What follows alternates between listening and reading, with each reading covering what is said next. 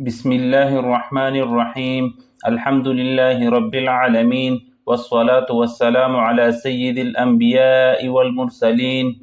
ناظرین کرام، آج کی ویڈیو میں ہم آپ کے سامنے صحابہ کرام رضی اللہ عنہم اور تابعین کے چند ایمان افروز واقعات پیش کریں گے جو ہمیں تقوی، پرہیزگاری اور خالص نیت کے ساتھ دین پر چلنے کا سبق دیتے ہیں۔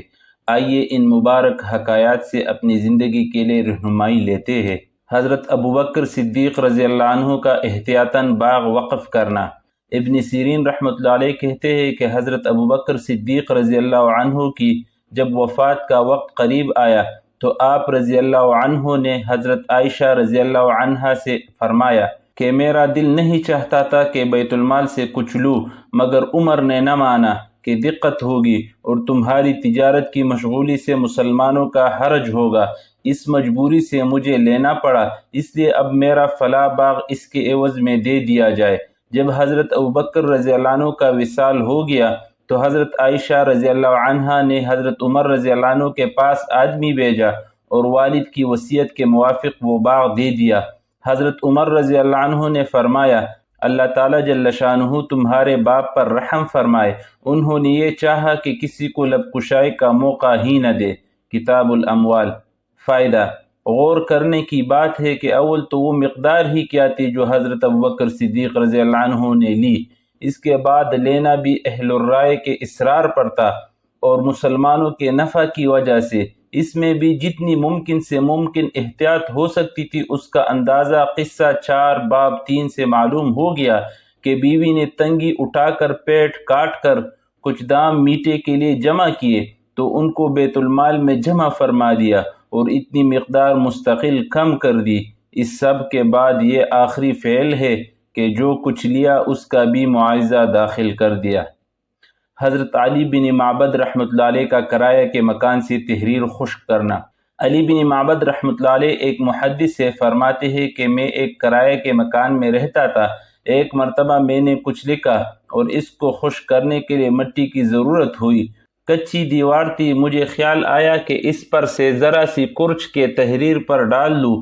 پھر خیال آیا کہ مکان کرایہ کا ہے، یعنی جو رہنے کے واسطے کرایہ پر لیا گیا ہے، نہ مٹی لینے کے واسطے، مگر ساتھ ہی یہ خیال آیا کہ اتنی ذرا سی مٹی میں کیا مذائقہ ہے، معمولی چیز ہے۔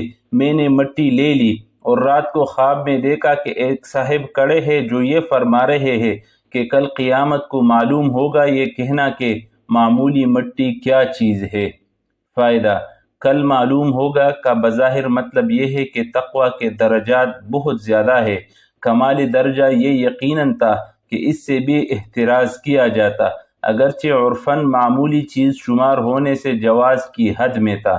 حضرت علی رضی اللہ عنہ کا ایک قبر پر گزر۔ کمیل رحمۃ اللہ علیہ ایک شخص ہے، کہتے ہیں کہ میں حضرت علی کرم اللہ وجہہ کے ساتھ ایک مرتبہ جا رہا تھا۔ وہ جنگل میں پہنچے، پھر ایک مقبرہ کی طرف متوجہ ہوئے اور فرمایا، اے مقبرہ والو، اے بوسیدگی والو، اے وحشت اور تنہائی والو، کیا خبر ہے، کیا حال ہے؟ پھر ارشاد فرمایا کہ ہماری خبر تو یہ ہے کہ تمہارے بعد اموال تقسیم ہو گئے، اولاد یتیم ہو گئی، بیویوں نے دوسرے خاوند کر لیے، یہ تو ہماری خبر ہے، کچھ اپنی تو کہو۔ اس کے بعد میری طرف متوجہ ہو کر فرمایا، کمیل، اگر ان لوگوں کو بولنے کی اجازت ہوتی اور یہ بول سکتے تو یہ لوگ جواب میں یہ کہتے کہ بہترین توشہ تقوی ہے۔ یہ فرمایا اور پھر رونے لگے اور فرمایا، اے کمیل، قبر عمل کا صندوق ہے اور موت کے وقت بات معلوم ہو جاتی ہے۔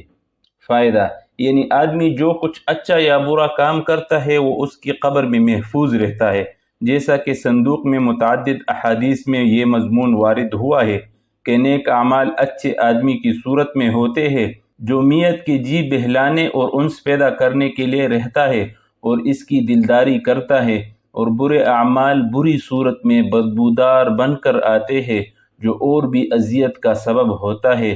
ایک حدیث میں وارد ہے کہ آدمی کے ساتھ 3 چیزیں قبر تک جاتی ہے، اس کا مال، یعنی جیسا کہ عرب میں دستور تھا، اس کے رشتہ دار اور اعمال۔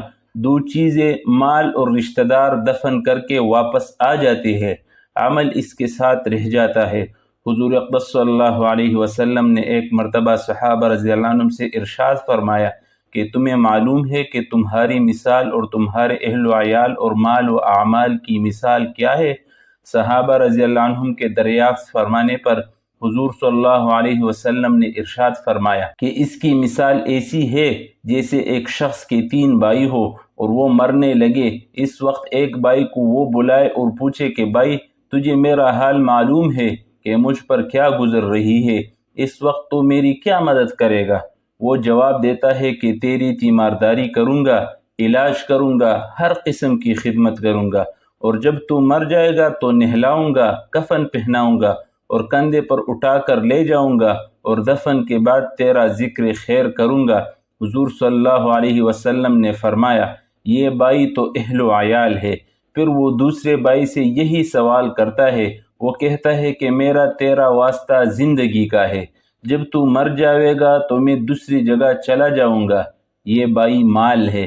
پھر وہ تیسرے بھائی کو بلا کر پوچھتا ہے، وہ کہتا ہے کہ میں قبر میں تیرا ساتھی ہوں، وحشت کی جگہ تیرا دل بہلانے والا ہوں، جب تیرا حساب کتاب ہونے لگے تو نیکیوں کے پرلے میں بیٹھ کر اس کو جھکاؤں گا، یہ بھائی عمل ہے۔ حضور صلی اللہ علیہ وسلم نے فرمایا اب بتلاؤ کون سا بھائی کارآمد ہے؟ صحابہ رضی اللہ عنہم نے عرض کیا یا رسول اللہ یہی بھائی کارآمد ہے، پہلے دونوں تو بے فائدہ ہی رہے۔ حضور صلی اللہ علیہ وسلم کا ارشاد، جس کا کھانا پینا حرام ہو اس کی دعا قبول نہیں ہوتی۔ نبی اکرم صلی اللہ علیہ وسلم کا ارشاد ہے کہ اللہ تعالیٰ جل شانہ خود پاک ہے اور پاک مال ہی قبول فرماتے ہیں۔ مسلمانوں کو اسی چیز کا حکم دیا جس کا اپنے رسولوں کو حکم فرمایا، چنانچہ کلام پاک میں ارشاد ہے یا ایھا الرسل کلوا من الطیبات واعملوا صالحا انی بما تعملون علیم۔ سورہ مومنون آیت 51۔ اے رسولو پاک چیزوں کو کھاؤ اور نیک عمل کرو، میں تمہارے اعمال سے باخبر ہوں۔ دوسری جگہ ارشاد ہے یا ایھا الذین آمنوا کلوا من طیبات ما رزقناکم۔ سورہ بقرہ آیت 172۔ اے ایمان والو ہمارے دیے ہوئے پاک رزق میں سے کھاؤ۔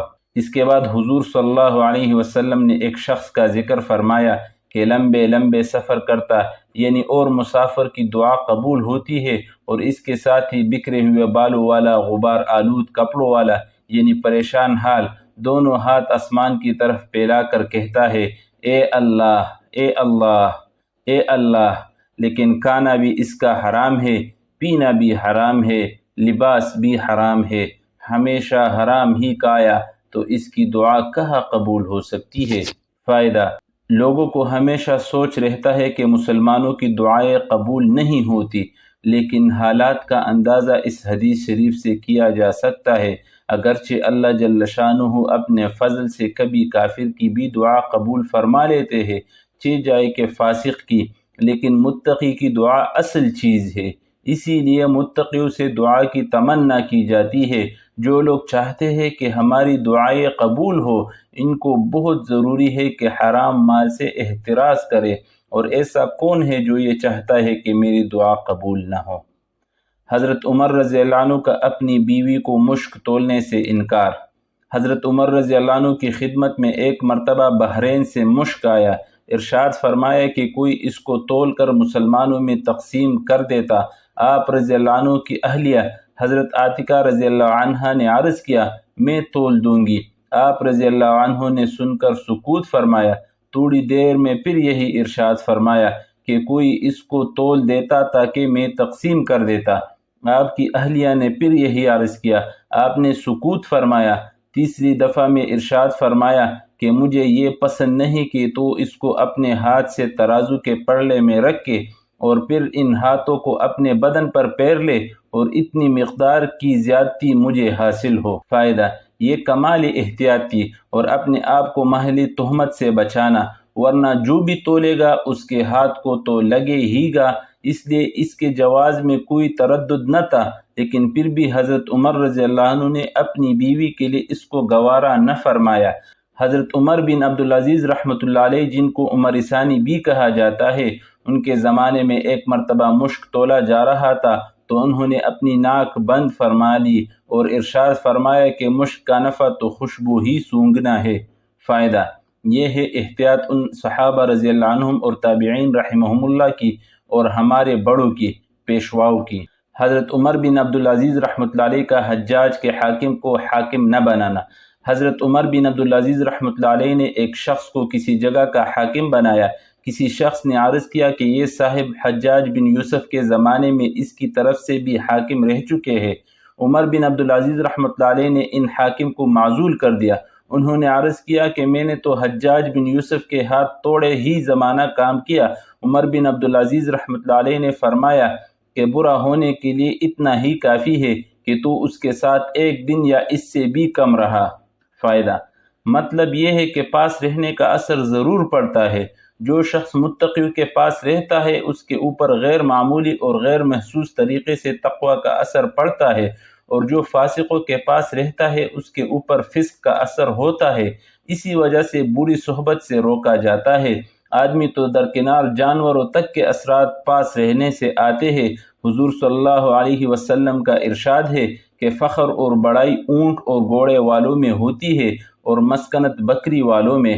حضور صلی اللہ علیہ وسلم کا ارشاد ہے کہ صالح آدمی کے پاس بیٹھنے والوں کی مثال اس شخص کی سی ہے جو مشک والے کے پاس بیٹھا ہے کہ اگر مشک نہ بھی ملے تب بھی اس کی خوشبو سے دماغ کو فرحت ہوگی، اور برے ساتھی کی مثال آگ کی بٹی والے کی سی ہے کہ اگر چنگاری نہ بھی پڑے تو دعا تو کہیں گیا ہی نہیں۔ اللہ تعالی ہمیں ان برگزیدہ ہستیوں کے نقش قدم پر چلنے کی توفیق عطا فرمائے۔